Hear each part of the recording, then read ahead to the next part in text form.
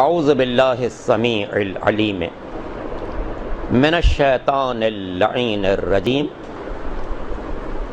بسم اللہ الرحمن الرحیم الحمد للہ رب العالمین والعاقبۃ للمتقین والصلاة والسلام علی النبی الامی المکی المدنی العربی الہاشمی سیدنا و نبینا ابی القاسم محمد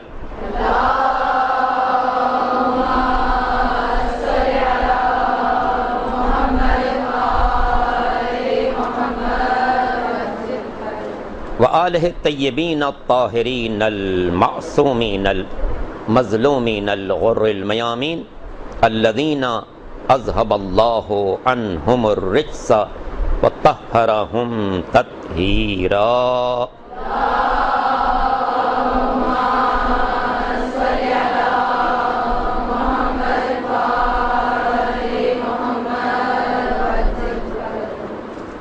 واللعنۃ الدائمۃ علی اعدائہم اجمعین من یوم ظلمہم الی یوم الدین.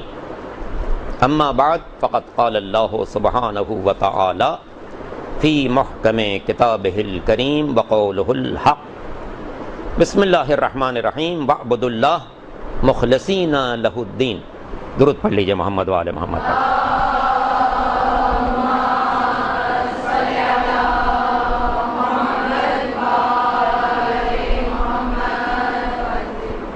قرآن مجید میں مالک دو جہاں کا ارشاد ہے کہ وَاعْبُدُوا اللَّهَ مُخْلِصِينَ لَهُ الدِّينَ. اللہ کی عبادت کرو دین میں اس کے ساتھ اخلاص رکھتے ہوئے. دو باتیں ہیں، اللہ کی عبادت اور دین میں اخلاص. اخلاص کی قدر و قیمت کا اندازہ اس بات سے لگائیے کہ اگر عام کار خیر ہو اور اس میں اخلاص نہ ہو تو سونا مٹی ہو جاتا ہے، اور عبادت میں اخلاص نہ ہو تو وہ زہر ہے. پہلی بات تو یہ کہ مجھے اس مدرسہ القائم میں آ کے بہت مسرت ہو رہی ہے. ماشاءاللہ کافی بڑی تعداد میں بہنیں یہاں پر موجود ہیں اور درس آل محمد حاصل کر رہی ہیں.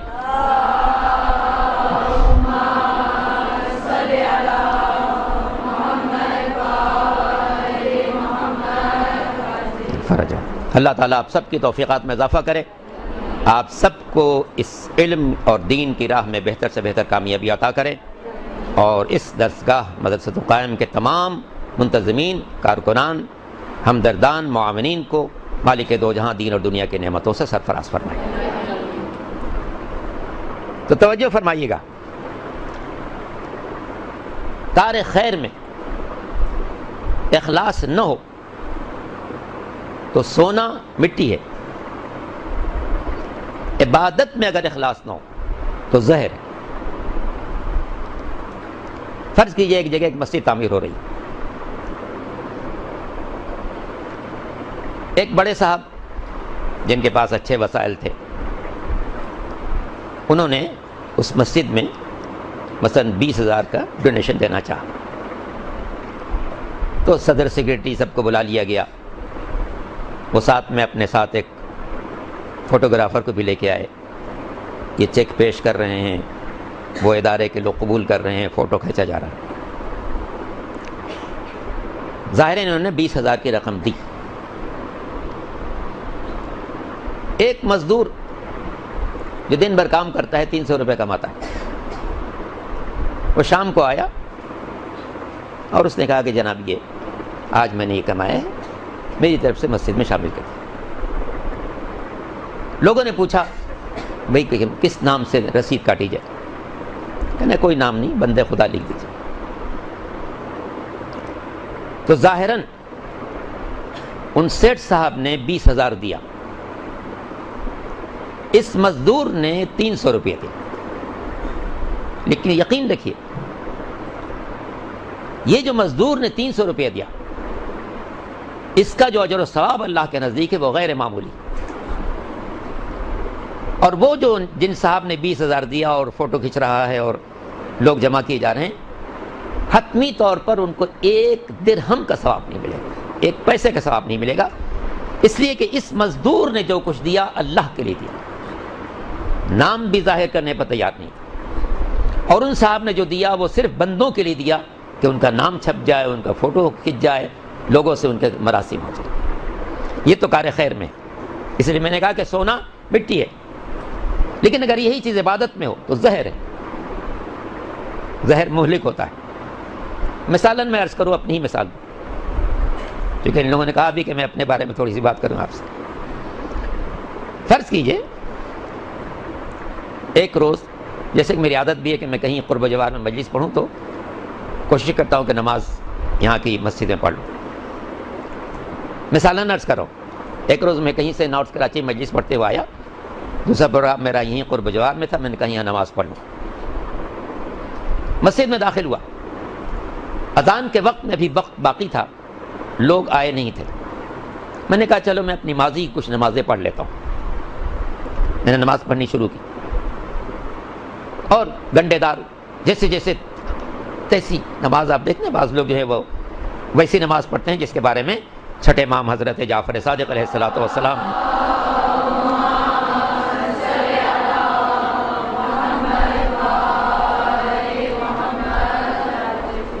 ارشاد فرمایا کہ نقر کنقر الغراب. امام موجود ہے مسجد میں، ایک شخص آیا اور اس نے نماز پڑھنی شروع کی. ابھی تکبیر کہی تھی کہ بس بسم اللہ سرپٹ پڑھتے ہوئے رکوع میں پہنچا. ابھی رکوع میں پہنچا تھا کہ کھڑا ہوا اور سجدے میں پہنچا اور سجدے سے اٹھا اور دوسرا سجدہ. امام نے خود فرمایا نقر کنقر الغراب. اس نے سجدہ نہیں کیا، زمین پر یوں چونچ ماری ہے جیسے کوا کسی چیز کے لیے چونچ مارتا. اچھا، تو اب چونکہ پبلک نہیں تھی، مسجد خالی تھی، میں جلدی ویسی نماز پڑھ رہا تھا کہ نقر کنقر الغراب. جلدی رکوع بھی، سجدہ بھی، بسم اللہ الرحمن الرحیم الحمدللہ رب العالمین الرحمن الرحیم مالک یوم الدین، اس رفتار سے چلتا رہا. کافی نمازیں پڑھ لی میں نے، 2-3 نمازیں پڑھ لی. اتنے میں لوگ آنا شروع ہوئے، کیونکہ نماز کا وقت نزدیک آیا تو لوگ آنا شروع ہوئے. اب جب میں نے محسوس کیا کہ لوگ مسجد میں آ رہے ہیں تو میں اپنے آپ کو میں نے ٹھہرایا. اب میں نے بہت ہی اچھی طرح قیام کیا اور قرات بھی بہت اچھی، بسم اللہ الرحمن الرحیم الحمد للہ رب العالمین. بہت اہتمام سے میں نے قرات کی، بہت اہتمام سے رکوع میں گیا. وہی جو کتابوں میں لکھا ہوا کہ بالکل اس شیپ میں ہونا چاہیے ویسا رکوع کیا. پھر سمع اللہ لمن حمدہ، اللہ اکبر. پھر سجدے میں گیا، بڑے اہتمام سے سجدہ کیا. بہت دیر تک سجدے میں ٹھہرا تاکہ لوگوں پر اثر ہو کہ صاحب مولانا صاحب مجلس بھی پڑھتے ہیں اور نماز بھی بہت اچھی پڑھتے ہیں. یہ سب میں کرتا رہا. ایک نماز میں پبلک کے آنے سے پہلے پڑھ رہا تھا، ایک نماز میں پبلک کے آنے کے بعد پڑھ رہا ہوں. جو نماز میں پبلک کے آنے سے پڑھ رہا تھا ظاہراً بدنما تھی، ایسی سرپٹ نماز تھی کہ کوئی دیکھتا تو کہتا ہے ارے یہ مولانا صاحب ان کا نام اتنا ہے اور ایسی نماز پڑھتا.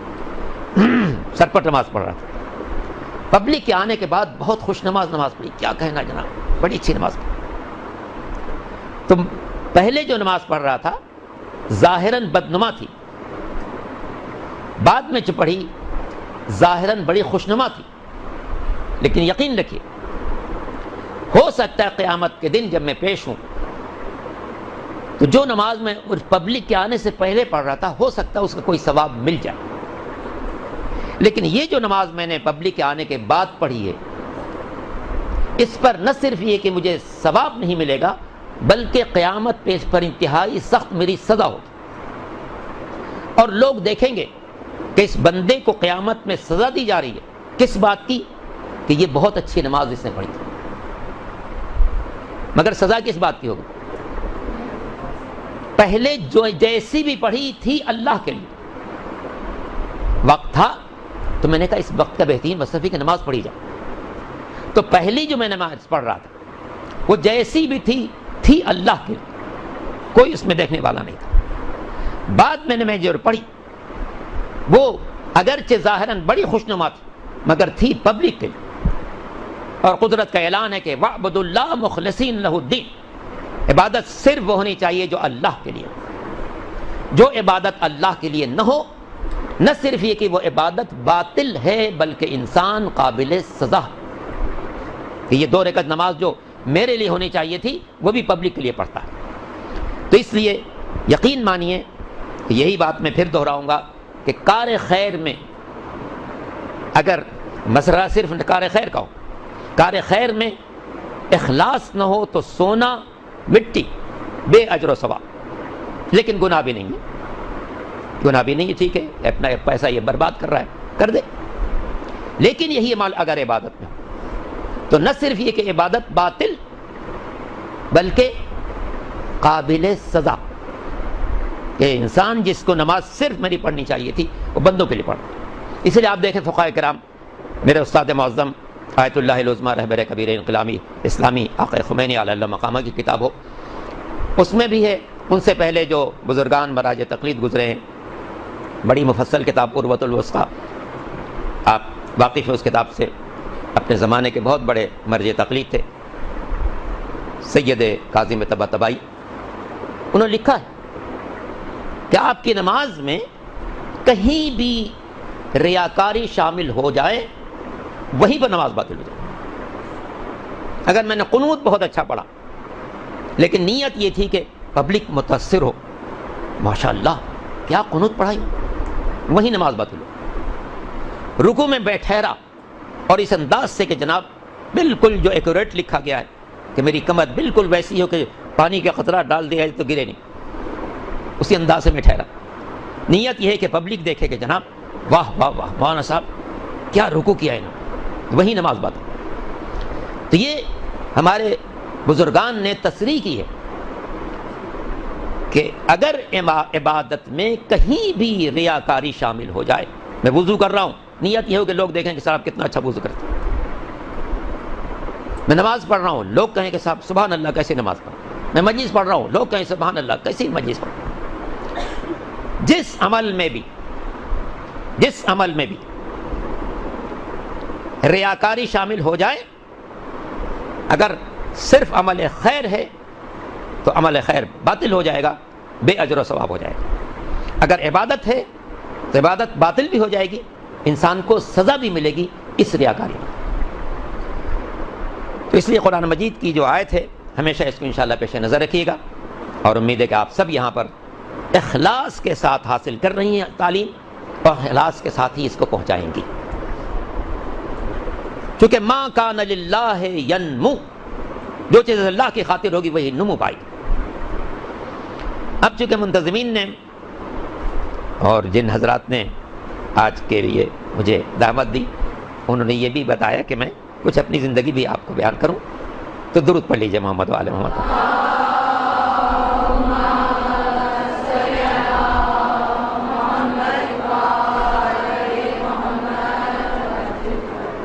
انسان کو پہلے تو اللہ کا شکر ادا کرنا چاہیے کہ اس نے اسے انسان بنایا، دوسرے مسلمان بنایا، تیسرے شیعہ گھرانے میں پیدا کیا۔ یہ سب تو ہم لوگوں کا مشترکہ شکر ہے اللہ کی بارگاہ میں۔ اس کے ساتھ اللہ کا احسان مجھ پر یہ بھی رہا کہ مجھے اس نے ایک ایسے خاندان میں پیدا کیا کہ جو نسلن در نسلن سب عالم دین تھے۔ میرے والد، میرے دادا، میرے پردادا، میرے والد کے 4 بھائی، چاروں عالم دین، میرے دادا عالم دین، میرے نانا عالم دین، میرے نانا کے والد عالم دین۔ ہم لوگ 3 بھائی تھے، ایک ہندوستان میں رہ گئے مولانا نصیر محمد باقر صاحب، وہ بھی عالم دین یہاں، میرے بڑے بھائی جو یہاں تھے مولانا آغا جعفر صاحب، ہم لوگ 3 بھائی تھے، اللہ نے تینوں کو اسی راستے پر رکھا۔ اور پھر مجھے اللہ نے ایک ہی بیٹا دیا ہے، وہ بھی علم دین حاصل کر رہا ہے، دعا فرمائے کہ وہ بھی مستقبل میں امام زمانہ کے خادموں میں شامل ہو۔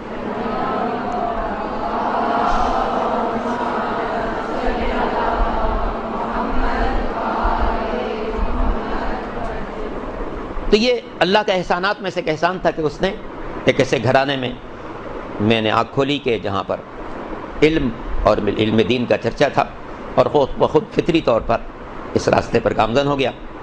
دنیاوی تعلیم بھی میں نے حاصل کی، میٹرک کیا، انٹر کیا، بی اے کیا، ایم اے کیا، لیکن یہ سب ضمنی تعلیم تھی، ساتھ میں دینی تعلیم کے ساتھ ساتھ میں اس کو حاصل کرتا رہا۔ اور اللہ کا احسان رہا کہ میں نے یہیں پر کراچی یونیورسٹی سے ایم اے کیا، تو اس میں بھی گولڈ میڈلسٹ تھا میں، اور پورے یونیورسٹی میں سب سے ہائیسٹ نمبر میرا تھا۔ دینی تعلیم میں بھی اللہ کا احسان رہا۔ سب سے پہلے میں نے بنیادی تعلیم اپنے والد مولانا سید علی حیدر صاحب اللہ مقامہ سے حاصل کی، اور اس کے بعد میں سلطان مدارس لکھنؤ میں داخل ہوا، اور وہاں جو اللہ کے احسان سے میرے اساتذہ تھے وہ بہت ہی لائق فائق اور متقی پرہیزگار تھے، اور قدرت کا انعام کہ جو میں نے پہلی کلاس میں وہاں پر امتحان دیا تو مجھے 98% نمبر ملے، اور الحمدللہ اس کے بعد پھر سلسلہ چلتا رہا۔ لکھنؤ سے میں کراچی آیا، کراچی کی جامعہ امامیہ میں تحصیل علم میں مصروف تھا۔ اب بات لطیفے کے طور پر بھی کہہ سکتا ہوں اور قدرت کے انعام کے طور پر بھی، کہ جس وقت میں جامعہ ناظمیہ میں جامعہ امامیہ میں جو ناظم آباد میں پڑھ رہا تھا، تو ایک وقت آیا کہ اس جامعہ کے پرنسپل اور میں دونوں پنجاب بورڈ کے امتحان مولوی فاضل میں شریک ہوئے۔ پنجاب کا بورڈ کا یہ مولوی فاضل کا امتحان بڑا اہم ہوتا ہے، اور اس کے ذریعے سے بہت سی ملازمتیں بھی لوگوں کو اسکولوں میں ملتی ہیں، کالجوں میں ملتی ہیں۔ تو مولوی فاضل کا امتحان دینے کے لیے میں بھی اور اس جامعہ امامیہ کے اس وقت جو پرنسپل تھے وہ بھی دونوں شریک ہوئے، دونوں امتحان میں بیٹھے۔ ڈی جے سائنس کالج جو بنس روڈ پر ہے وہاں سینٹر پڑا، اور دونوں نے امتحان دیا۔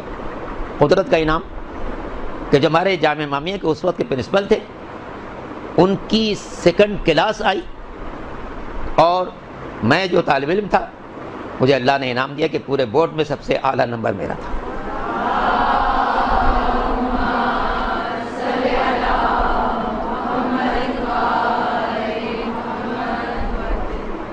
تو جس زمانے میں جامعہ امامیہ میں پڑھ رہا تھا اسی زمانے میں یہاں پر رہبر قبیلہ انقلاب اسلامی آیت اللہ العظمیٰ آیت اللہ خمینی دامہ علی اللہ مقامہ کے نائب خاص آقا شریعت یہاں رہتے تھے۔ تو میں جامعہ امامیہ کی کلاسیں اٹینڈ کرنے کے ساتھ ساتھ ان کے گھر بھی جا کے پڑھتا تھا۔ تو اسی وقت سے انہوں نے میرے دل میں انقلاب کی محبت، آقا خمینی کی محبت ان راہوں پر ڈھالا، اور وہ بہت ہی حسین وقت تھا جو میں 3 سال میں نے ان کے خدمت میں حاضری دی۔ پھر میں وہیں سے دروازہ کھلا قم اور نجف جانے کا۔ تو اس زمانے میں چونکہ آقا خمینی کا قیام پہلے قم میں تھا، بعد میں نجف گئے ہیں، تو میں بھی اسی کشش میں قم گیا، لیکن میرے قم پہنچنے سے پہلے آقا خمینی ترکی منتقل ہو چکے تھے، اور وہاں سے نجف اشرف وہ جلا وطنی کا زمانہ ان کا تھا۔ اتفاق یہ ہے کہ آقا خمینی نے جو انقلاب کی مہم شروع کی ہے وہ مدرسے فیضیہ سے شروع کی، اسی لیے اس نے مدرسے کا نام مدرسے انقلاب دی ہے۔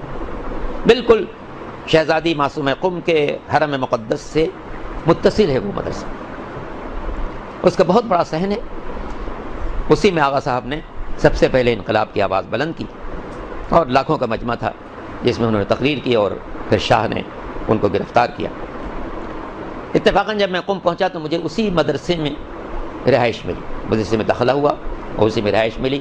کمرہ نمبر میرا 12 آج بھی لکھا ہوا وہاں۔ تو خیر وہاں پڑھتا رہا میں، وہاں کافی عرصہ میں نے تعلیم حاصل کی۔ اس زمانے میں وہاں پر رسائل کے بہت بڑے استاد تھے آقا اعتمادی، ان کے درس میں شریک ہوا رہا۔ چونکہ بزرگان کا اس وقت مرکز نجف تھا، حسن آقا خمینی کے نجف چلے جانے کے بعد پوری علمی فضا نجف کی طرف رخ کی ہوئی تھی۔ تو قم میں تحصیل علم کے بعد میں بھی وہیں سے نجف شریف چلا گیا، اور چونکہ یہاں قم میں بھی جیسے یہاں اپنے اساتذہ کی مہربانیاں شامل حال رہیں، قم میں بھی وہاں کے علماء کی مہربانیاں میرے شامل حال رہیں۔ ان سب کی کوششوں سے نجف شریف میں میرا داخلہ اس وقت منظور ہو گیا جب میں ابھی قم میں پڑھ رہا تھا۔ اس زمانے میں مرجع تقلید تھے آقا محسن حکیم علی اللہ مقام، جو ہماری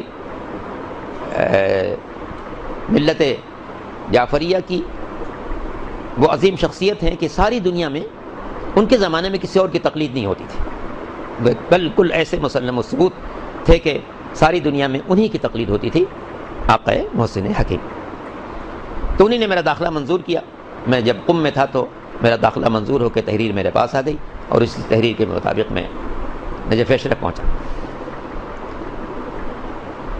اب جو بات میں اسی اخلاص کے حوالے سے آپ سے عرض کروں، دیکھیں بڑی باثمر چیز ہے۔ میں جس دن پہنچا ہوں نجف اشرف میں تو وہ 28 صفر تھی، 28 صفر حضور اکرم کی وفات اور امام حسن مجتبیٰ کی شہادت کی تاریخ۔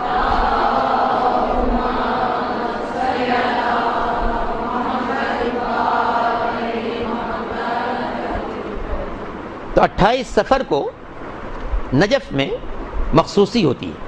مخصوصی کا مطلب کیا ہے کہ امام کی خاص زیارتیں کچھ دنوں میں ہیں۔ مثلا امام حسین السلام کی 5 مخصوصیاں ہیں جن میں لوگ سارے عراق سے آتے ہیں شہر میں۔ پہلی رجب، 15 رجب، تیسری شعبان، 15ویں شعبان، عرفہ، 9ویں ذی الحجہ، اور سب سے بڑی زیارت ان کی جو ہے وہ زیارت اربعین، جس کی خاص ہدایات ہیں۔ تو امیر المومنین کی مخصوصی جو ہے وہ 28 صفر کو تھی، کیونکہ لوگ پرسا دینے آئے تھے امیر المومنین کو، پیغمبر کا بھی اور ان کے فرزند کا بھی۔ میرا پہلا دن تھا اس شہر میں۔ جب یہ شہر میں داخل ہوا تو میری تمنا تھی کہ میں سب سے پہلے زیارت کے لیے جاؤں۔ مولا کے روضے پر گیا، سامان کسی کے یہاں رکھ دیا، کسی جاننے والے کے یہاں، اور خود روضے میں چلا گیا۔ روضے میں جانے کے بعد میں نے زیارت کے بعد مولا کی ذریع پڑھ کے صرف ایک جملہ کہا۔ میں نے کہا دیکھیے میں آپ کا بیٹا بھی ہوں اور آپ کا غلام بھی ہوں، آپ کے شہر میں آیا ہوں تحصیل علم کے لیے، آپ یہاں مجھے معزز طریقے سے رکھیں تو یہ آپ کی مرضی ہے، میں کسی سے کچھ نہیں کہوں گا۔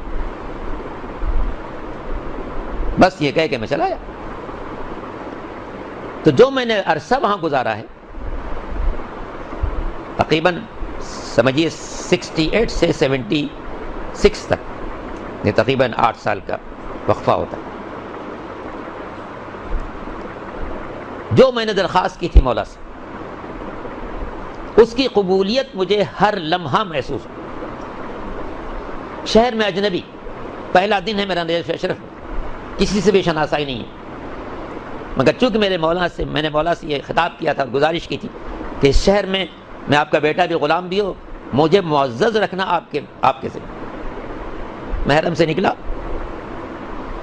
تو ہندوستان کے ایک بہت ہی معزز عالم دین جو میرے والد سے باخبر تھے، ان کی خدمات سے باخبر تھے، حرم سے نکلا ہوں اور مجھے دروازے پہ مل گئے اور لپٹ گئے۔ کبھی انہوں نے مجھے دیکھا ہوگا، لپٹ گئے، کہنے کب آئے؟ میں نے کبھی آیا ہوں، کہیں سامان رکھا ہے؟ زیارت کے لیے آیا۔ کہنے بس اب آپ میرے ساتھ چلیں۔ میں نے کہاں چلوں گا؟ کہنے آپ میرے گھر چلیں۔ میں نے کہا نہیں، میں نے اپنا سامان کہیں رکھا ہے۔ کہنے سامان کہیں نہیں جائے گا، آپ میرے گھر چلیں۔ خیر وہ گھر لے گئے، بہترین ضیافت کی، پرتکلف اہتمام کیا، بہترین کھانا کھلایا۔ اب اس کے بعد غور کیجئے مولا نے کیسے کیسے لاج رکھی۔ یہ بات اس لیے عرض کر رہا ہوں کہ آپ جس کام میں بھی اللہ کو ضامن بنائے، رسول کو مخاطب کریں، ائمہ طاہرین سے کہیں، وہ یقیناً پورا ہو، یقیناً پورا ہو، بشرطے کہ آپ پورے اعتماد کے ساتھ کہ یہ لوگ کام کر سکتے ہیں، یہ کریں۔ تب یہ اس کا پہلا نمونہ یہ سامنے آیا۔ اب اس کے بعد ظاہر ہے کہ میں شہر میں آیا ہوں، اجنبی ہوں، ابھی کوئی مدرسہ نہیں ہے، کوئی جگہ نہیں ہے، ٹھہرنے کی جگہ نہیں ہے، داخلہ نہیں ہوا ہے سوائے اس پرچی کے جو آقا صاحب کے میرے پاس ہے۔ اس زمانے میں ہندوستان پاکستان کے جو طلبہ نجف اشرف پہنچتے تھے، ان کے معاملات کے انچارج تھے مولانا سید صادق علی شاہ صاحب، بہت بزرگ عالم دین ہیں۔ میرا خیال ہے اس وقت ان کی عمر 90 سال سے زیادہ ہوگی، دبئی میں مقیم ہیں اپنی بیٹی کے پاس۔ اب ظاہر ہے کہ بیچارے بہت بیمار ہیں، لیٹے رہتے ہیں، لیکن وہاں ایک زمانے میں بڑی مرجع شخصیت تھی. تو نجف میں سارے ہندوستانی پاکستانی طالب علموں کے معاملات کے انچارج وہ تھے، وہی آغا صاحب کی خدمت میں لوگوں کو پیش کرتے تھے، اور اس کے بعد آغا صاحب کے فرمان کے مطابق ان کے سارے امور درست ہوتے تھے. درس بھی طے ہوتا تھا، جگہ بھی طے ہوتی تھی، باقی معاملات بھی جو قانونی ہیں وہ سب طے ہوتے تھے. تب وہ اگلا دن تھا، شاید یہ تیسرا دن ہوگا، مولانا صادق علی شہاب صاحب مجھے لے کر آقا محسن حکیم کے پاس گئے. ظاہر ہے کہ مرجع وقت بھی تھے، سارے احکام انہی کے چلتے تھے، مدرسے کے سلسلے میں انہی کا حکم چلتا تھا. جو قانونی کارروائیاں ہیں اقامے وغیرہ کی، اس میں بھی انہی کا حکم چلتا تھا. تو صادق علی شاہ صاحب مجھے لے کر گئے آقا محسن حکیم کے پاس. ظاہر ہے دس بوسی کے بعد میں بیٹھا مزاج کرسی کی. اتفاق یہ ہے کہ آغا صاحب کے پاس ایک خط انگلش میں آیا ہوا تھا. اسی دن پہنچا تھا، یہ ایک دن پہلے پہنچا تھا. عام طور پر طالب علم جو تھے وہاں پر وہ انگلش پڑھے ہوئے نہیں ہوتے تھے. تو آقا محسن حکیم نے صادق علی شاہ صاحب سے کہا کہ یہ خط انگلش میں یہ پڑھ کے سنا دیں گے؟ تو انہوں نے کہا کہ ہاں یہ پڑھ کے سنا دیں. وہ خط انہوں نے مجھے دیا. میں نے خط کا، انگلش میں خط تھا، اس کا ترجمہ بجائے اردو میں کرنے کے کہ صادق علی شاہ صاحب اردو میں سنیں اور پھر وہ انگلش میں عربی میں ٹرانسفر کریں، میں نے ڈائریکٹ اس کا ترجمہ عربی میں کر کے آغا صاحب کو سنا دیا.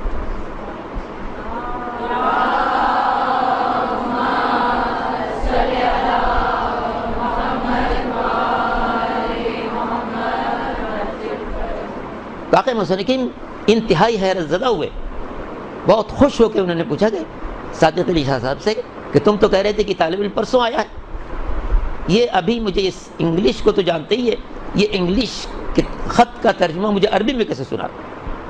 تو انہوں نے بتایا کہ نہیں، یہ بہت عالم کا بیٹا ہے، عالم کا پوتا ہے. تو اس عمل سے مجھے اندازہ ہوا کہ مولا نے میں ہر قدم پر اس جملے کی لاج رکھی. اور انہوں نے آغا صاحب کی بارگاہ میں مجھے سرخرو کیا کہ انہوں نے پہلے دن سے محسوس کیا کہ یہ طالب علم جو ہے وہ انگریزی سے بھی باخبر ہے اور اس انگریزی کا عربی میں ٹرانسفر بھی کر سکتا ہے.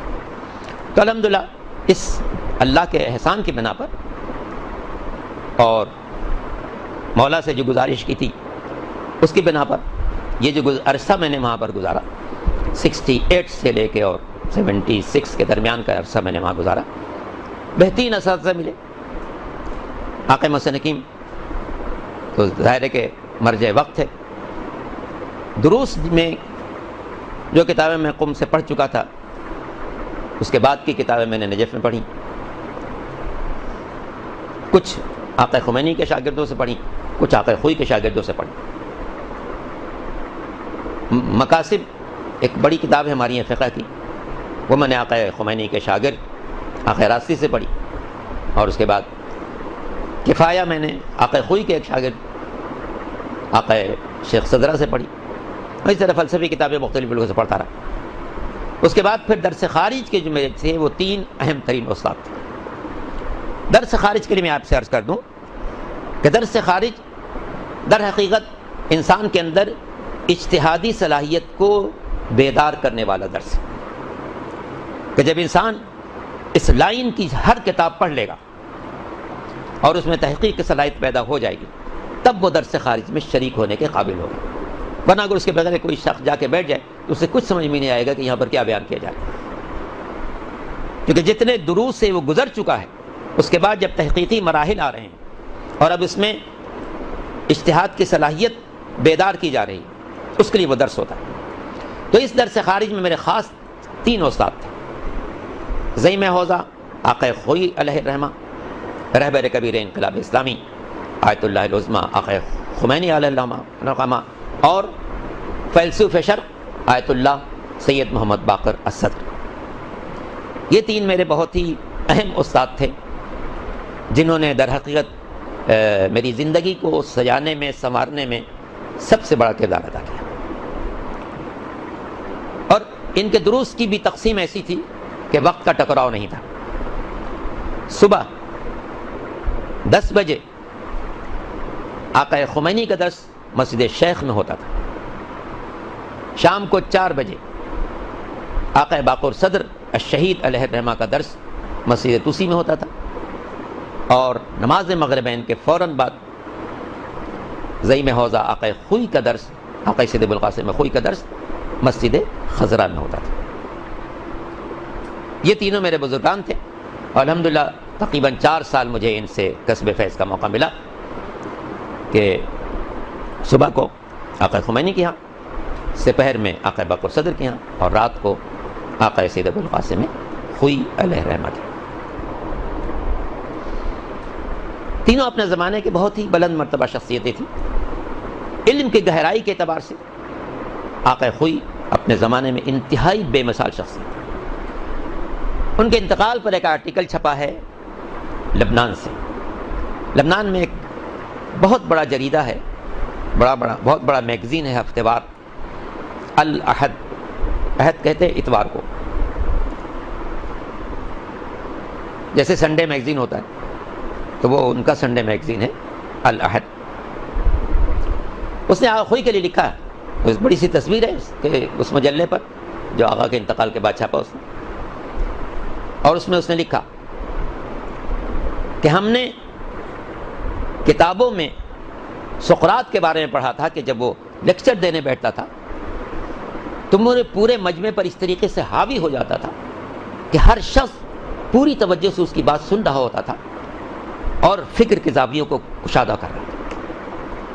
کہنے لگا کہ جب میں نے نجف اشرف میں حاضری دی اور آقا خوئی کے درس کو میں نے دیکھا تو مجھے ایسا محسوس ہوا کہ جیسے اس وقت سقراط بیٹھا ہوا درس دے رہا ہے اور ہزاروں شاگرد جو ہیں اس کے درس سے فیض حاصل کریں.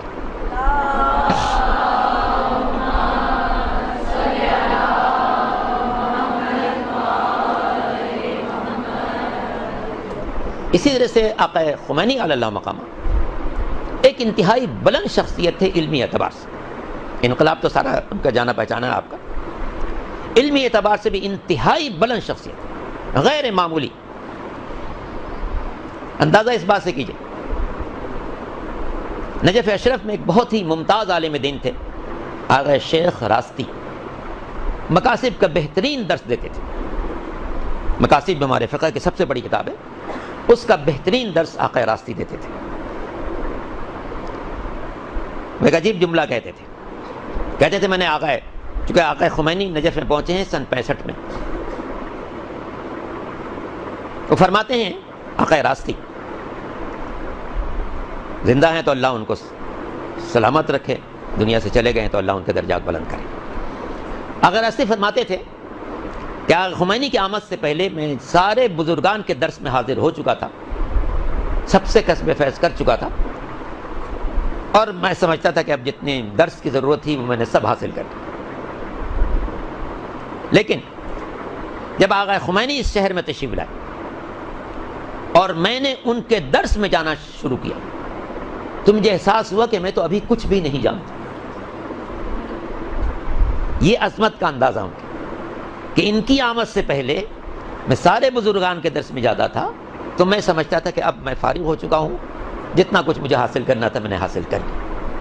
لیکن جب آقا خمینی کے درس میں شریک ہوا تو مجھے محسوس ہوا کہ ابھی تو میں نے درس کو شروع کیا ہے، ابھی تو میں کچھ نہیں جانتا. یہ گہرائی تھی ان کے علم کی، انتہائی گہرائی ان کے علم میں، اور جو خدمات ہیں وہ تو سب آپ کے سامنے.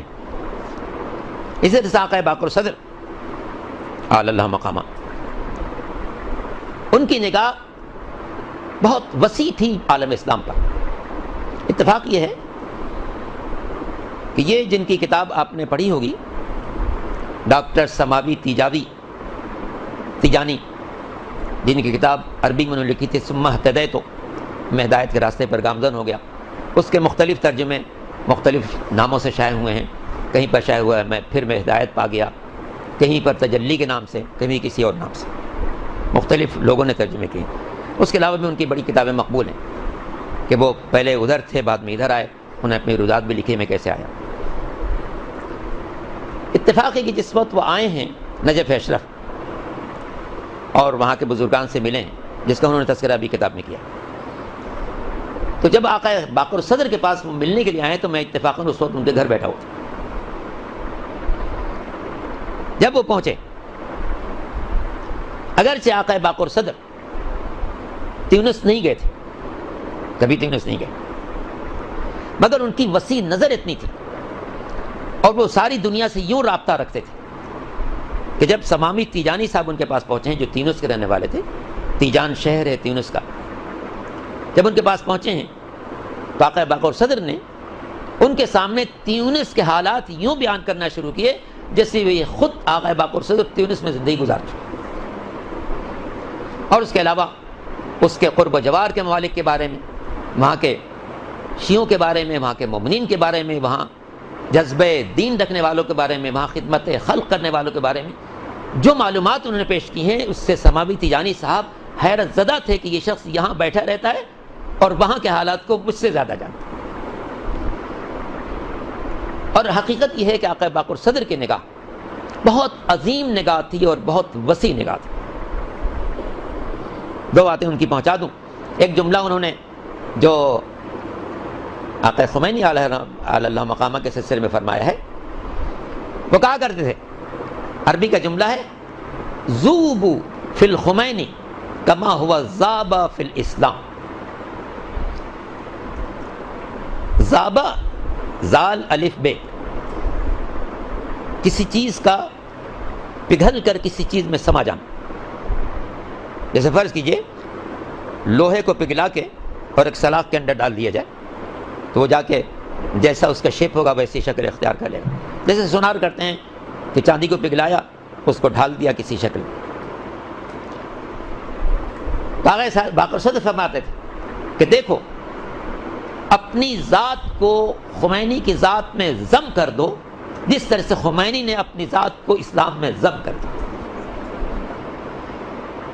یہ ایک ان کا جملہ بڑا قیمتی ہوتا تھا اور اپنے تمام شاگردوں سے ہمیشہ اس کو کہتے رہتے تھے. دوسرا جو جملہ ان کا ہوتا تھا اور وہ ہر ایک کے لیے باعث نصیحت ہوتا تھا، کہتے تھے کہ دیکھو تمہارے ایمان میں اتنی وسعت ہونی چاہیے کہ ساری دنیا کے مومن کو اپنی برادری سمجھو. فرماتے تھے اگر تمہارے شہر کا مومن ہے اور اس کے لیے تم پریشان ہو اور دوسرے شہر کا مومن ہے اور اس کے لیے تمہیں پریشان نہیں ہو تو سمجھو ابھی تمہارے ایمان میں کمزوری ہے. چونکہ رشتہ سب سے ایک ہے. کہتے تھے نجف کا مومن ہو، کربلا کا مومن ہو، عراق کے کسی شہر کا مومن ہو، بصرے کا مومن ہو، عراق سے باہر کا مومن ہو، ایران کا مومن ہو، افریقہ کا مومن ہو، ہندوستان کا مومن ہو، پاکستان کا مومن ہو، سب سے جب تمہارا رشتہ ایمان کا ہے تو جہاں جہاں یہ رشتہ ایمان کے حساب سے سب کی طاقت ایک جیسی ہونی چاہیے، سب کا درد تمہیں ایک جیسا محسوس کرنا چاہیے. فرماتے تھے یہ انصاف کی بات نہیں ہے کہ نجف کا مومن پریشان ہو تو تمہارا دل پریشان ہو جائے اور افریقہ کے کسی دیہات کا مومن پریشان ہے تو پریشان نہ ہو. کہتے ہیں نہیں، ایمان کا تقاضا یہ ہے کہ مومن صاحب ایمان مرد یا عورت جس علاقے میں بھی رہتا ہو تم اس کے دکھ درد کو اپنا دکھ درد محسوس کرو. جیسا کہ سرکار ختمی مرتبہ احمد مجتبیٰ محمد مصطفیٰ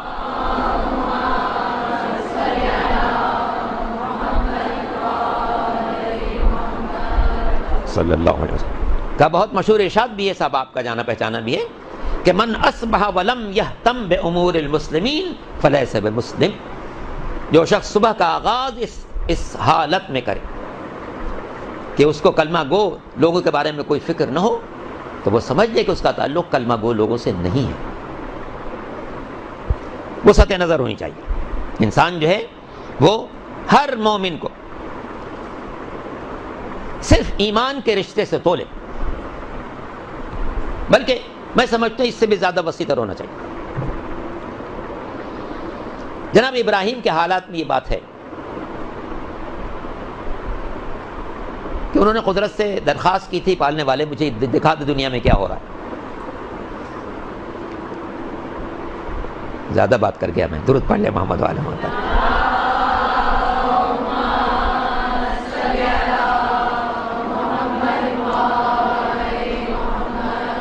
جناب ابراہیم نے درخواست کی، پالنے والے مجھے دکھا دے دنیا میں کیا ہو رہا ہے. فرمایا کہ ابراہیم تم برداشت نہیں کر سکتے. جب اصرار کیا تو قدرت نے حجابات کھول دی. حجابات کھول دیے تو دنیا میں جہاں جہاں مجرمین جرائم میں مصروف تھے وہ سب نظر آنے. بعض جگہوں پر جناب ابراہیم کو اتنا صدمہ ہوا کسی سنگین جرم کو دیکھے کہا پالنے والے اس کو تو ختم کر دیں. 2-3 آدمیوں کے لیے ایسے انہوں نے کہا کوئی قاتل تھا, کوئی کچھ تھا, کوئی جواری تھا, کوئی شرابی تھا وغیرہ وغیرہ. کہا پالنے والے یہ تو ختم ہو جائے تو اچھا ہے, خواہ مخواہ یہ اپنی زندگی جہنم بنا رہا. جب 2-3 دفعہ انہوں نے کہا قدرت کی طرف سے جواب آیا کہ ابراہیم جو تم نے کہا میں پورا کر دوں گا, لیکن تم یہ اس لیے کر رہے ہو کہ تم نے ان کو نہیں پیدا کیا, میں نے ان کو پیدا کیا ہے, میں پالتا ہوں, ان کی گالیاں بھی سنتا ہوں, لیکن ان کے جرائم کو بھی برداشت کرتا ہوں کیونکہ میں نے پیدا کیا. آپ دیکھیں قرآن نے اس کو کیا کہا. سورہ مبارکہ البقرہ کی آیت نمبر 177, لیس البر ان تولوا وجوہکم قبل المشرق والمغرب ولکن البر من آمن باللہ والیوم الآخر. نیکی صرف یہ نہیں ہے کہ تمہارا رخ مشرق کی طرف ہو یا مغرب کی طرف ہو. ظاہر ہے کہ جو انسان خانہ کعبہ سے مغرب کی طرف رہتا ہے اس کا سجدہ مشرق کی طرف ہوگا. جس انسان کا قیام خانہ کعبہ سے مشرق کی طرف ہے سجدے کے بعد اس کا رخ مغرب کی طرف ہوگا, جیسے ہم لوگ ہیں. قرآن کہتا ہے کہ نیکی صرف یہ نہیں کہ تمہارا رخ مشرق کی طرف ہے یا مغرب کی طرف. حد بندیاں نہیں ہیں, بلکہ ولیکن البر من آمن باللہ والیوم الآخر. نگاہ قدرت میں نیک انسان وہی ہے کہ جو اللہ پر ایمان رکھتا ہے, فرشتوں پر ایمان رکھتا ہے, رسولوں پر ایمان رکھتا ہے, اللہ کے نمائندوں پر ایمان رکھتا ہے, قیامت کے دن پر ایمان رکھتا ہے. تو یہ فقرہ خود اس بات کی نشاندہی کر رہا ہے کہ ہمیں مشرق و مغرب کی حدود میں محدود نہیں ہونا, بلکہ ہمیں ایک بات پیش نظر رکھنی ہے کہ کون ایمان کی منزل میں ہمارا ساتھی ہے. ایمان کے سلسلے میں جو میرا ساتھ دے رہا ہے وہ چاہے مشرق میں رہتا ہو تو میرا بھائی ہے, مغرب میں رہتا ہو تو میرا بھائی. تو یہ وسعت نظر خاص طور سے اگر کلمہ گو لوگوں میں پیدا ہو جائے تو دنیا سے دہشت گردی کا بھی خاتمہ ہو جائے, بدامنی کا بھی خاتمہ ہو جائے, لوگ ایک دوسرے کو پہچاننے لگیں, حق کا, ان کے حق کا ادراک کرنے لگیں. مولا کائنات امیر المومنین علی بن ابی طالب علیہ الصلوۃ والسلام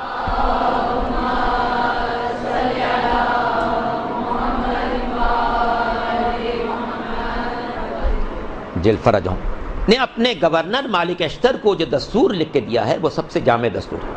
الحمدللہ اس کا بہت سی دنیا کے زبانوں میں ترجمہ بھی ہوا ہے, اور ایک جامع دستور ہے مملکت کو صحیح اسلامی خطوط پر سنبھالنے کی. آپ سب اس سے باخبر ہیں. اس میں جو جملہ لکھا ہے مولا نے شروع میں بالکل, اے مالک میں جن لوگوں کے درمیان تمہیں بھیج رہا ہوں اما اخ لک فی الدین اور نذیر لک فی الخلق, وہ یا تو مذہب کے اعتبار سے تمہارے بھائی ہوں گے یا انسانیت کے اعتبار سے تمہارے ساتھی ہوں گے. اے مالک نہ بھائی کا حق پامال کرنا نہ ساتھی کا حق پامال کرنا. جو لوگ مذہب کے اعتبار سے تمہارے بھائی ان کے حقوق کا خیال کرنا بھائی سمجھ, جو انسانیت میں تمہارے ساتھی ہیں ان کے حقوق کا خیال رکھنا انسانیت میں ساتھی ہونے کے اعتبار سے. مولا کے اس فرمان پر اگر عمل کر دیا جائے تو دنیا کے کسی انسان کو یہ شکوہ نہیں ہوگا کہ مجھے میرے مذہب کی بنا پر میرے حق سے محروم کیا جائے, بلکہ مولا نے ایک وسیع النظر حکومت قائم کرنے کی مثال قائم کی کہ دیکھو دنیا میں جتنے انسان بھی زندگی گزار رہے ہیں, تمہارے پڑوس میں رہتا ہو, تمہارے محلے میں رہتا ہو, تمہارے شہر میں رہتا ہو, تمہارے صوبے میں رہتا ہو, تمہارے ملک میں رہتا ہو, تمہارے بر اعظم میں رہتا ہو یا کسی اور بر اعظم میں رہتا ہو, دنیا کا جو انسان بھی ملے گا یا ہم عقیدہ ہوگا یا عقیدے میں مختلف ہوگا. ہم عقیدہ ہو اسے اپنا بھائی سمجھو, اس کے حق کا خیال رکھو. عقیدے میں مختلف ہے, انسانیت میں ساتھی سمجھو, اس کے حق کا خیال رکھو. تو حقیقتاً دین ہمارے اندر وہ سطح نظر پیدا کرنا چاہتا ہے. تو میں بات چونکہ اب پھر وہی آ جاتی ہے کہ ان لوگوں نے چاہا کہ میں اپنی زندگی کے بارے میں بھی مزید آپ کو کچھ بتا دوں. درود پڑھ لیجیے محمد و آل محمد.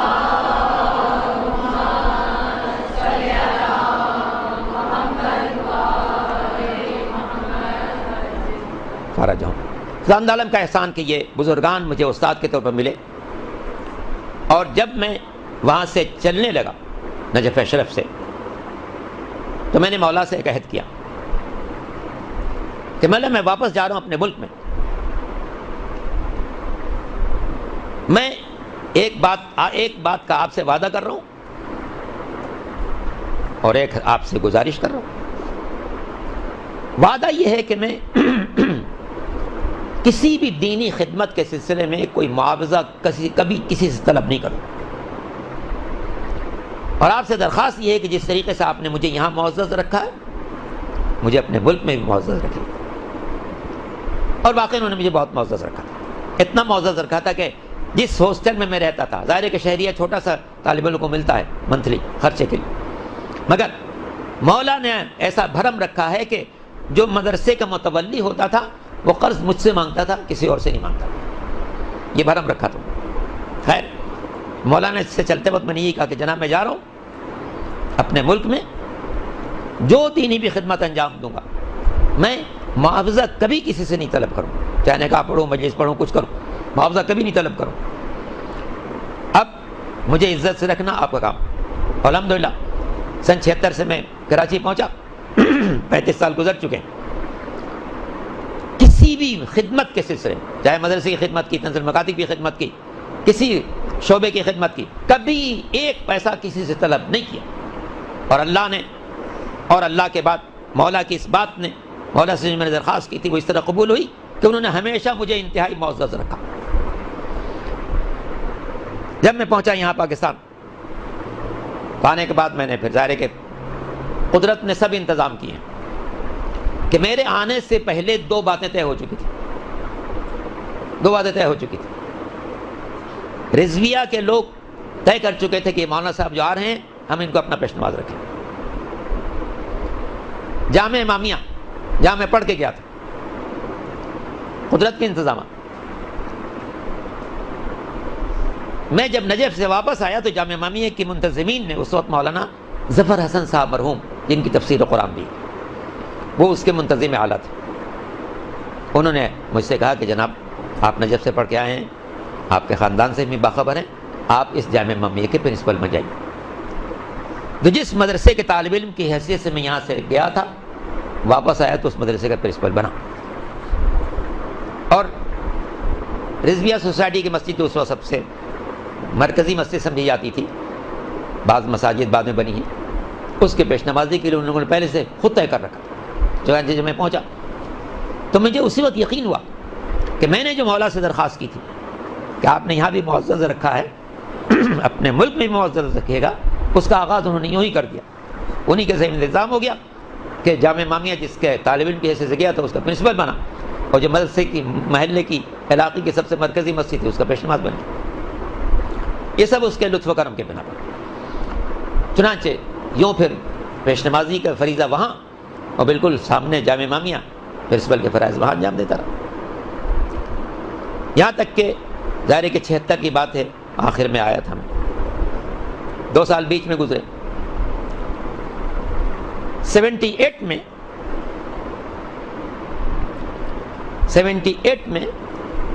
اس وقت کا جو صدر تھا جنرل ضیاء الحق، جس نے بہت سارے خراب بیج اس ملک میں ڈال دیے، دہشت گردی، لسانیت، فرقہ واریت، زیادہ اسی کی پروان چڑھائی۔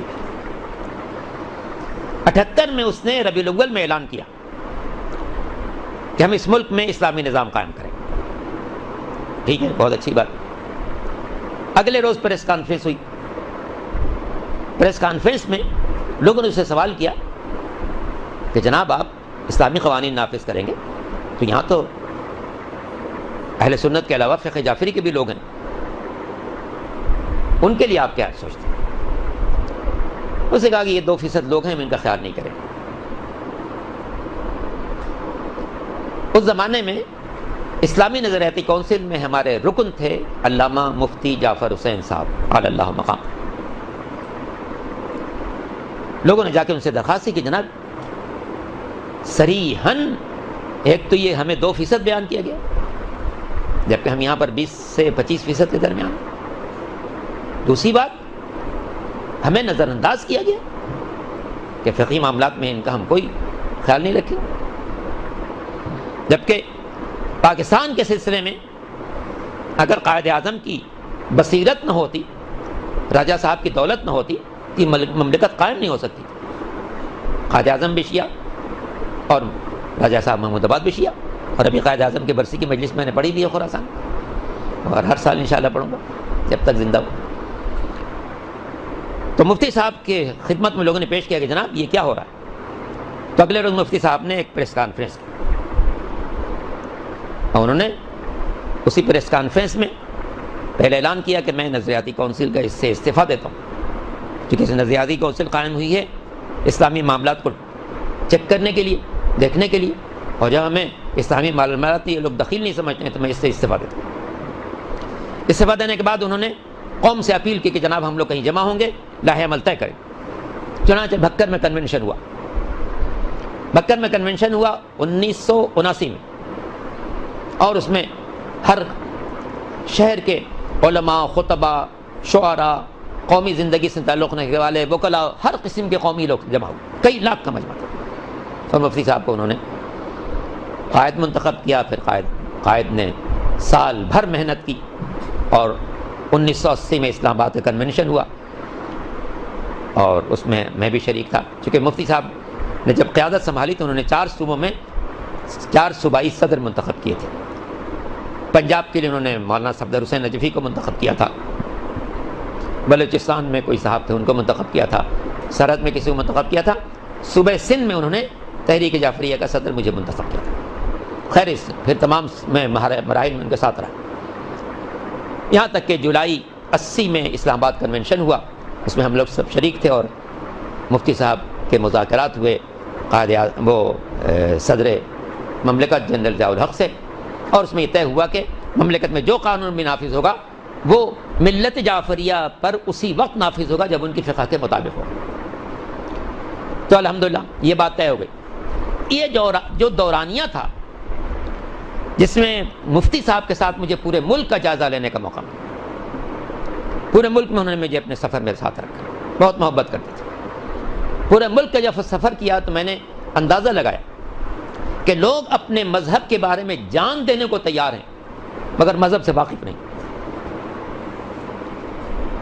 اور یہ المیہ ہے کہ جس مذہب کے لیے لوگ جان دینے کو تیار ہوں اس سے واقف بھی نہیں۔ بعض لوگ ایسے ہیں جن سے آپ کلمہ پوچھیں تو کلمہ صحیح نہیں سنائیں، ائمہ طاہرین کے نام پوچھیں پورے نام نہیں ترتیب سے بتا سکیں، ان کے والدین کو پوچھیں تو غیر معمولی قسم کے جواب دینا شروع کر دیں۔ تو اس قسم کی باتیں تھیں۔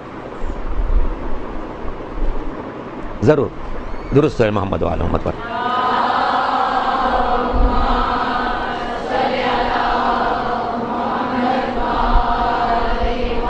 جہاں چونکہ کل امام رضا علیہ السلام کی ولادت باسعادت کی تاریخ ہے،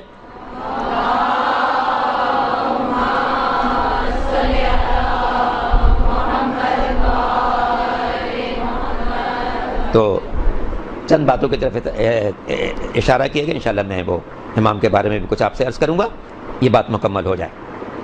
تو جناب یہ بہت ہم لوگ کو حیرت ہوئی کہ جس مذہب کے لیے جان دینے کو تیار ہیں اس مذہب کی تعلیمات سے بے خبر۔ چنانچہ اسی تاثر کی بنا پر 1981 میں ادارہ تنظیم المکاتب قائم کیا میں نے، جو الحمدللہ 30 سال سے اس فرض کو انجام دے رہا ہے کہ نسل نو کو اس کے دین سے باخبر کر دیا۔ الحمدللہ خدا عالم کے احسان سے اس وقت 1150 مقامات پر دنیا سینٹر ہیں، اور اس میں 45,000 بچے پڑھ رہے ہیں، تاکہ یہ بچے اپنے دین سے باخبر ہو کر جوان، تنظیم المکاتب جو کام کر رہا ہے وہ چھوٹے چھوٹے بچوں پر کہ ان کو دین سکھائے، تاکہ یہ بچے جب جوان ہوں تو دین سے باخبر ہو چکے ہوں۔ جب انسان دین سے باخبر ہوگا تو اسی پابندی کرے گا۔ چونکہ ابھی آپ جب اس درسگاہ میں آئیں گی تو پہلی بات آپ کو نظر آئے گی کہ جنت کا راستہ علم کے ذریعے سے طے ہوتا ہے۔ تو ظاہر ہے کہ سرکار ختمی مرتبہ احمد مجتبیٰ محمد مصطفیٰ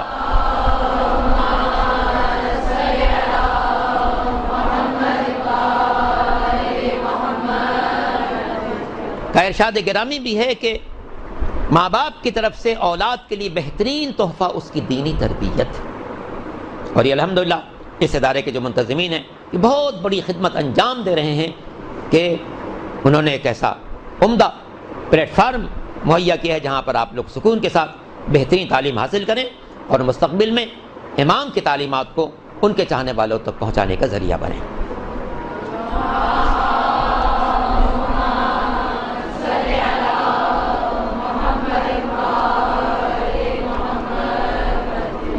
عجل فرجهم، چونکہ آج کی شب جو ہے وہ امام ہشتم حضرت علی رضا علیہ السلام کی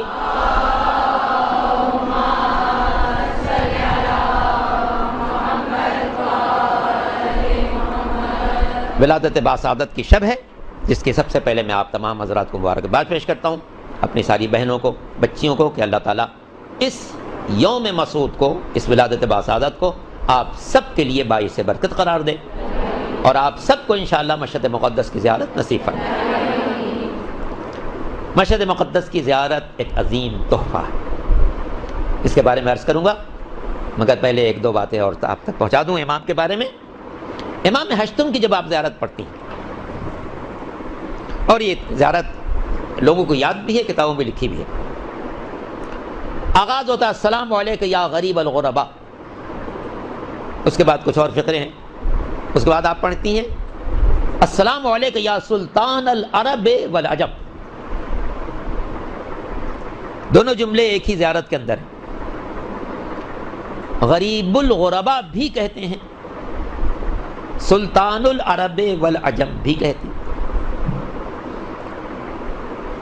امام کی ولادت باسعادت جو ہے 11 ذی القعدہ سن 148 ہجری، 11 ذی القعدہ سن 148 ہجری، چھٹے امام کی شہادت سے 17 یا 27 دن کے بعد، کیونکہ چھٹے امام کی شہادت کی 2 تاریخیں کتابوں میں ملتی ہیں، 15 شوال اور 25 شوال، تو 15 شوال کے اعتبار سے تقریباً 26 دن بنتے ہیں، اور 25 شوال کی روایت کے اعتبار سے تقریباً 16 دن بنتے ہیں، تو 16 یا 26 دن کا وقفہ ہے 8ویں امام کی شہادت اور وہ چھٹے امام کی شہادت اور 8ویں امام کی ولادت کے درمیان۔ منتہی الاعمال جو شیخ عباس قمی کی ترتیب زیادہ بہت اچھی کتاب ہے، چادہ معصومین کے حالات زندگی انہوں نے بڑے اہتمام سے لکھے ہیں، شیخ عباس قمی جن کی مفاتی ہے انہی کی کتاب ہے منتہی الاعمال، جس میں چادہ معصومین کے حالات بہت ہی اہتمام کے ساتھ انہوں نے لکھے۔ اس کتاب میں بہت تفصیلی حالات ہیں امام کے، اس میں ایک فقرہ انہوں نے لکھا ہے کہ امام ہشتم کے لیے چھٹے امام تمنا کرتے تھے کاش میں اس بچے کی آمد کے موقع پر دنیا میں موجود ہو جا جسے اللہ نے عالم آل محمد قرار دیا۔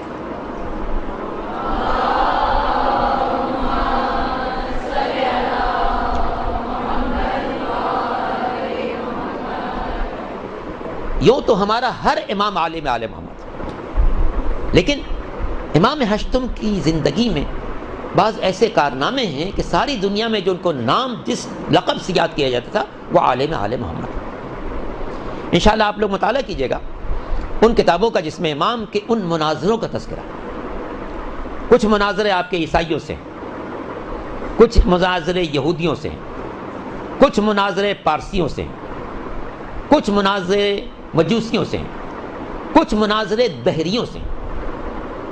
دہریوں کے سے جو مناظرے ہیں ان کا خاص طور سے مطالعہ کیجیے، اس سے ہو سکتا ہے کہ آپ کا واسطہ عیسائیوں سے نہ پڑے، یہودیوں سے نہ پڑے، پارسیوں سے نہ پڑے، مجوسیوں سے نہ پڑے، لیکن آپ کا واسطہ دہریوں سے پڑے۔ ہر بہت سے گھروں میں دہری موجود، دہریت کی فکر رکھنے والے موجود، بنا زمانہ ان کو دہریت کی طرف لے جاتا۔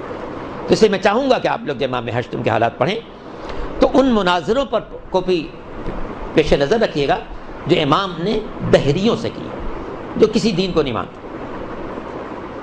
تو ایک ایسے وسیع ان کے مناظرے ہیں، اور آپ کو وہ فارسی میں مل جائیں گے، اور ممکن ہے کہ ان کا اردو ترجمہ بھی ہو چکا ہے۔ عیون و اخبار رضا، عیون و اخبار رضا امام رضا علیہ السلام کے ارشادات کا مجموعہ ہے۔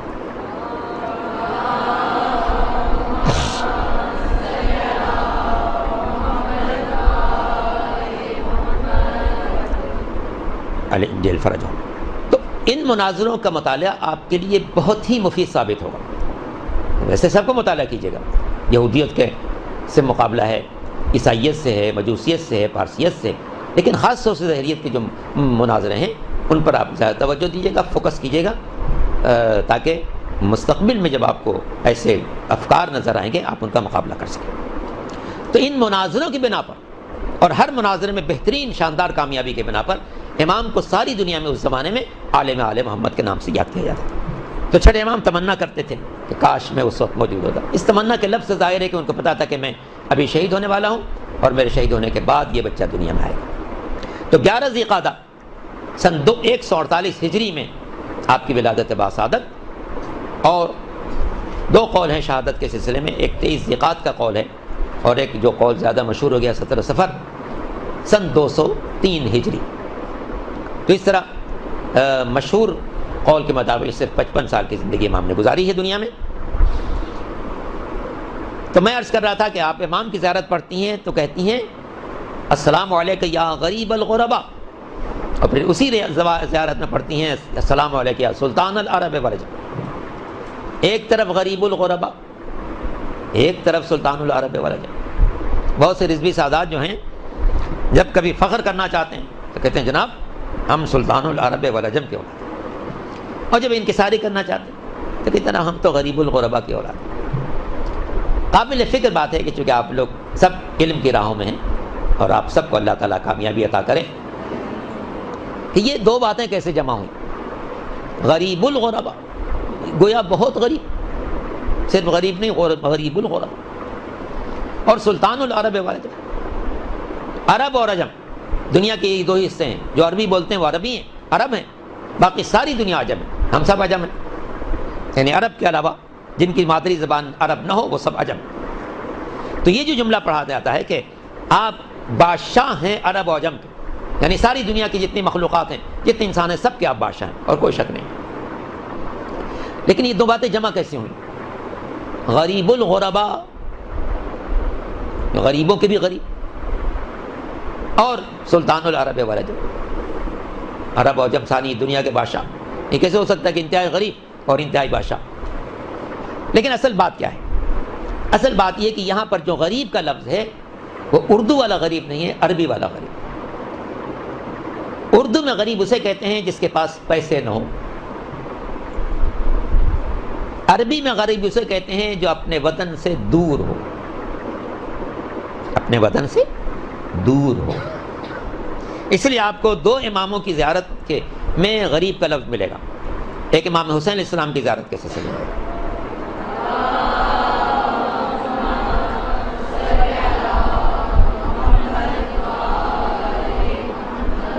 اور ایک امام ہشتم کے سلسلے ملے گا. چونکہ امام حسین بھی مدینے سے دور اپنے وطن سے باہر کربلا میں شہید ہوئے، اور امام ہشتم بھی اپنے وطن سے دور بلکہ بہت دور.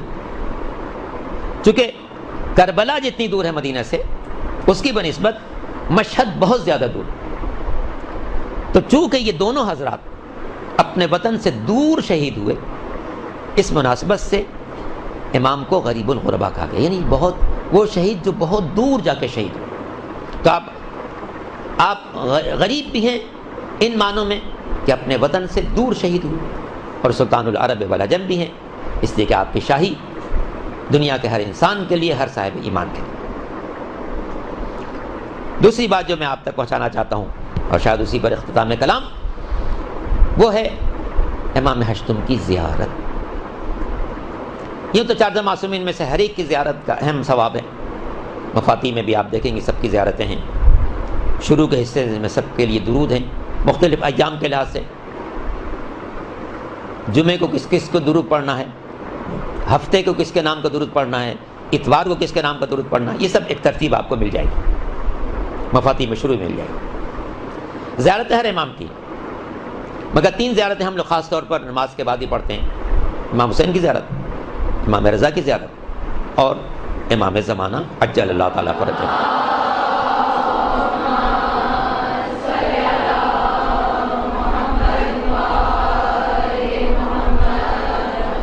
عجل فرجہ. ظاہر ہے کہ امام زمانہ کی جو زیارت ہے وہ اس لحاظ سے کہ ہمارے حاکم اعلیٰ وہی ہے، اور ہم منتظر ہیں کہ انشاءاللہ وہ تشریف لائیں تاکہ دنیا سے ظلم کا خاتمہ ہو، عدل کا پرچم بلند ہو۔ باقی جو 2 زیارتیں، چونکہ ان 2 زیارتوں کی تاکید بہت زیادہ ہے، امام حسین السلام کی بھی اور امام ہشتم کی بھی۔ امام مظلوم کی جو زیارتیں ہیں، سید الشہداء علیہ السلام کی جو زیارتیں ہیں، وہ تو انتہائی اہم ہیں، ان میں سے بعض بہت اہم، اور جو بعض اہم ہیں ان میں بھی اہم ترین زیارت اربعین اور زیارت عرفہ۔ زیارت عرفہ اور زیارت اربعین یہ 2 بہت اہم ہیں، مگر زیارت عرفہ کو ایک خاص امتیاز حاصل ہے، اور اس پر بہت توجہ دیجیے گا۔ ایک شخص ہے جس نے اپنا واجب حج کر لیا ہے، اب وہ مستحب حج کے لیے جانا چاہتا ہے، اس کے پاس اختیار ہے کہ میں اپنا مستحب حج کرنے کے لیے مکے جاؤں یا میں زیارت کے لیے کربلا جاؤں۔ ان 2 تاریخوں میں، اس تاریخ 9 کو یا میں کربلا میں رہوں یا عرفات میں رہوں حج کے لیے۔ تو بکثرت روایتیں اس بات کی ہیں کہ اگر ایسے صورتحال ہو تو یہ جو یہ شخص کربلا میں حاضری دے گا اس کو 70 حج کا ثواب۔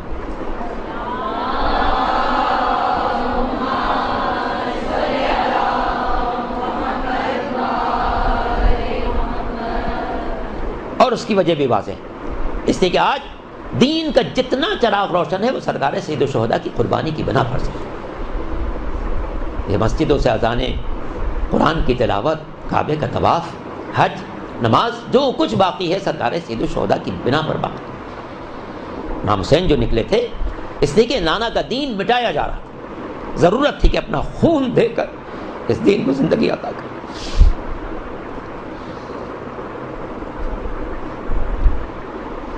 زندگی عطا کرے، تو اس لیے امام کی زیارت تو انتہائی اہم ہے۔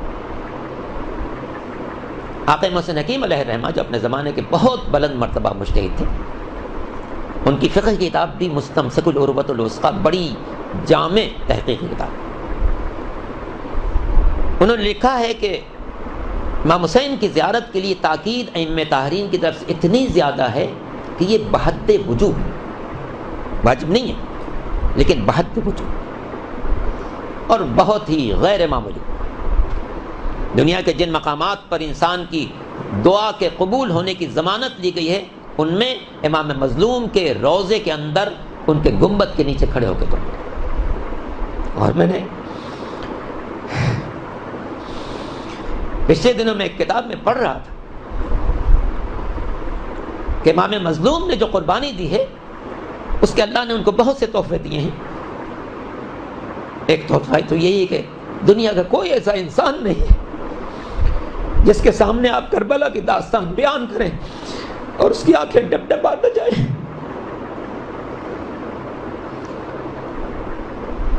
ہندوؤں نے مرثیے کہے ہیں، ہندوؤں کے گھروں وہ مجلسیں ہوتی ہیں، پارسیوں کے یہاں مجلسیں ہوتی ہیں، دنیا کے مختلف مذاہب کے لوگ حسین کا غم مناتے ہیں۔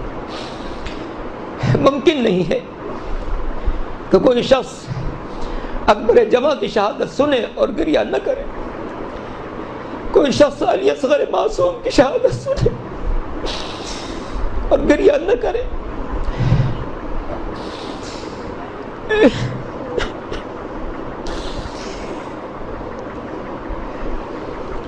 کیسا وہ وقت ہوگا جب امام کے ہاتھوں میں 6 مہینے کا بچہ ہوگا، بچے کے گلے میں 3 پھل کا تیر ہے،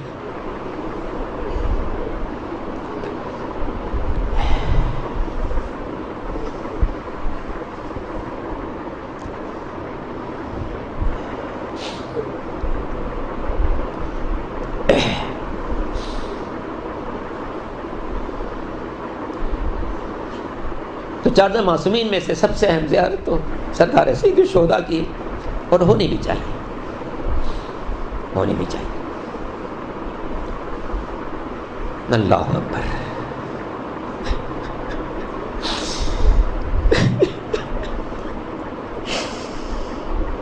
فاطمہ کا لال کربلا کی سطح،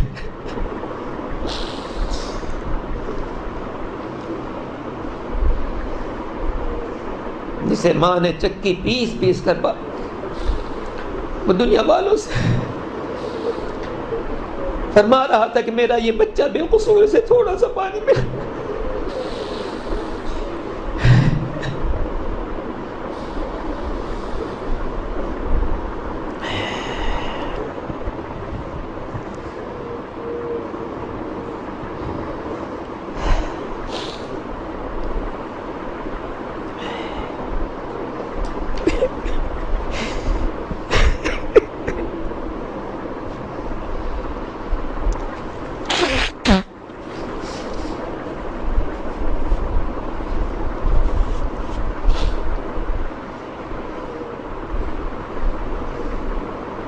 تو حق ہے کہ امام کی زیارت سب سے اہم ہو.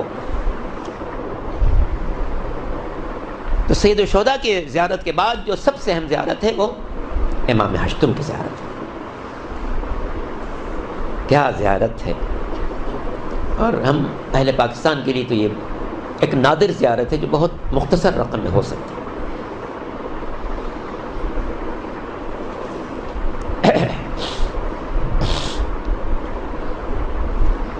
امام رضا علیہ السلام کی زیارت کے سلسلے میں یہ فقرہ آپ تک پہنچا دوں اور بات تمام. امام نے فرمایا کہ جو شخص معرفت کے ساتھ میری زیارت کو آئے, میں 3 جگہوں پر اس کا ضامن. آپ سنتی ہیں, پڑھتی ہیں کہ امام کے نام کے ساتھ لکھا جاتا ہے امام سامن ضامن. امام سامن ضامن.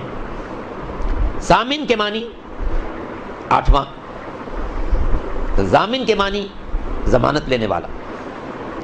تو یہ ہم قافیہ تو ہیں دو لفظ ضامن ضامن, لیکن یہ جو ہم کہتے ہیں کہ امام سامن ضامن, یہ صرف قافیہ کے طور پر نہیں کہتے, بلکہ امام ہشتم نے ایک ضمانت لی.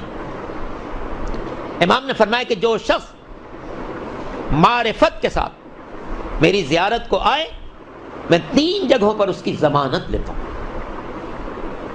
موت سے پہلے راحت نصیب ہوگی, موت کے بعد مغفرت نصیب ہوگی, روز قیامت میری شفاعت نصیب. اور آپ دیکھیں, چونکہ امام ہشتم نے ائمہ طاہرین میں صرف امام ہشتم نے یہ ضمانت لی ہے کہ جو شخص میری ضمانت کو آئے گا, میری زیارت کو آئے گا, میں 3 جگہوں پر اس کا ضامن. ایک, موت سے پہلے راحت نصیب ہوگی, موت کے بعد مغفرت نصیب ہوگی, قیامت میں شفاعت نصیب ہوگی. چونکہ امام نے ضمانت دی تھی, اللہ نے ایک عجیب انتظام کیا کہ دنیا میں صرف 2 حرم ہیں جو کسی وقت بند نہیں ہوتے. ایک اللہ کا گھر خانہ کعبہ, سال کے 12 مہینوں میں, مہینے کے 30 دنوں میں, دن اور رات کے 24 گھنٹے میں کسی وقت یہ حرم بند نہیں ہوتا. اس کے علاوہ ہر حرم بند ہو جاتا ہے. مدینے کا حرم بند ہو جائے گا, کربلا کا حرم بند ہو جائے گا, کربلا میں دونوں حرم بند ہو جائیں گے, نجف میں مولا کا حرم بند ہو جائے گا, کاظمین کا حرم بند ہو جائے گا, سامرہ کا حرم بند ہو جائے گا, شہزادی ثانیہ زہرا کا حرم بند ہو جائے گا, معصوم قم کا حرم بند ہو جائے گا رات کے کچھ حصے میں. لیکن یہ 2 حرم کبھی بند نہیں ہوتے. مکے میں خانہ خدا اللہ کا حرم, اور مشہد میں امام ہشتم کا حرم, یہ کبھی بند نہیں ہوتا. شاید اس کا راز یہ, ایک تو اللہ کا حرم کبھی نہیں بند ہوتا تاکہ کوئی گنہگار اپنے گناہوں کی مغفرت کے لیے جس وقت حاضری دینا چاہے حاضری دے سکے. ایسا نہ ہو کہ وہ رات کو اپنے گھر سے نکلے اور وہ پہنچ نہ سکے اور مغفرت کے لیے اللہ سے درخواست نہ کر سکے. چونکہ غلاف کعبہ کو ہاتھ میں تھام کر مغفرت کی جو دعا ہے وہ کبھی رد نہیں ہو سکتی. اور دوسرے, امام ہشتم کا حرم کبھی بند نہیں ہوتا. کہیں ایسا نہ ہو کہ میرا کوئی زائر رات کے کسی حصے میں یہاں پہنچے, کسی مشکل میں گرفتار ہو, کسی پریشانی میں ہو, اس کے لیے سفر مشکل ہو, اس کے لیے اپنے گھر سے آنا مشکل ہو. کہیں ایسا نہ ہو کہ میرا کوئی زائر کسی ایسے وقت میں آئے جب میرا حرم بند ہو اور وہ زیارت سے محروم واپس چلا جائے. تو چونکہ امام نے ضمانت لی ہے کہ جو شخص معرفت کے ساتھ میری زیارت کو آئے گا, میں 3 موقع پر اس کی ضمانت لیتا ہوں، قبر سے پہلے رحمت نصیب ہوگی، قبر میں مغفرت نصیب ہوگی، محشر میں شفاعت نصیب ہوگی۔ اس لیے اللہ نے یہ انتظام کیا کہ امام ہشتم کا حرم ہر وقت کھلا رہے، تاکہ جو شخص دن کے حصے میں زیارت کے لیے آنا چاہے اس کے لیے بھی حرم کھلا ہوا ہو، جو رات کے حصے میں آنا چاہے اس کے لیے بھی حرم کھلا ہوا ہو، جو صبح کے حصے میں آنا چاہے اس کے لیے بھی حرم کھلا ہو، جو شام کے حصے میں آنا چاہے اس کے لیے بھی حرم کھلا ہوا ہو، تاکہ کہیں ایسا نہ ہو کہ کوئی زائر آئے اور زیارت سے محروم چلا جائے۔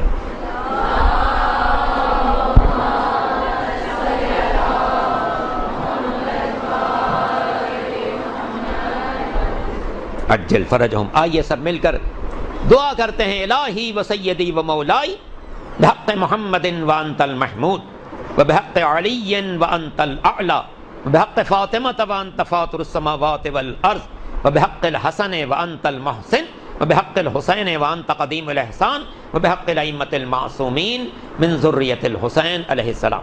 پالنے والی یہ تمام بہنیں جو یہاں پر موجود ہیں اور جس درسگاہ سے دینی تعلیم حاصل کر رہی ہیں، ان سب کو کامیابی عطا فرما، ان سب کا مستقبل روشن قرار دے، ان سب کو دین سمجھنے اور اس کو بندگان خدا تک پہنچانے کی سعادت عطا فرما۔ میرے مالک جب امام تشریف لائیں تو امام کے لشکر کے سپاہیوں میں ہم سب کو شمار فرما، روئے زمین پر امن و امان قائم فرما۔ قائم آل محمد کے نام سے جو یہ مدرسہ قائم ہے، اس مدرسے کو مزید ترقی اور کامیابی عطا فرما۔ اس مدرسے کے انتظامی امور کو جو لوگ بھی انجام دے رہے ہیں ان کی توفیقات میں اضافہ فرما، انہیں دین اور دنیا کی نعمتوں سے سرفراز فرما۔ میرے مالک تمام حاضرین کے دلوں میں جو تمنائیں ہیں وہ سب پوری فرما۔ میرے مالک تو سب کے دلوں سے باخبر، تجھے ائمہ طاہرین کا واسطہ اور خاص طور سے امام ہشتم کا واسطہ ہے جن کی آج کی شب ولادت باسعادت کی شب ہوگی۔ میرے مالک امام ہشتم کا واسطہ، ان کے آباء و اجداد کا واسطہ، ان کے اولاد طاہرین کا واسطہ، تمام حاضرین کو فردن فردن ان کی جملہ حاجات میں کامیابی عطا فرما۔ بیماروں کو شفائے کامل عطا فرما، جو کسی قسم کی پریشانی میں ان کی پریشانی دور فرما۔ شہر کراچی سے بدامنی کا خاتمہ فرما، ہماری مملکت سے دہشت گردی کا خاتمہ فرما، جو طاقت دہشت گردی پھیلاتی ان کے قوتوں کو شل فرما، ان کے ارادوں کو ناکام فرما۔ ہم سب کو اس دنیا میں رہتے ہوئے سرکار سید الشہداء کی زیارت نصیب فرما اور روز قیامت ان کی شفاعت نصیب فرما۔ ربنا تقبل منا انک انت السمیع العلیم، ان اللہ وملائکتہ یصلون علی النبی یا ایھا الذین آمنوا صلوا علیہ وسلموا تسلیما۔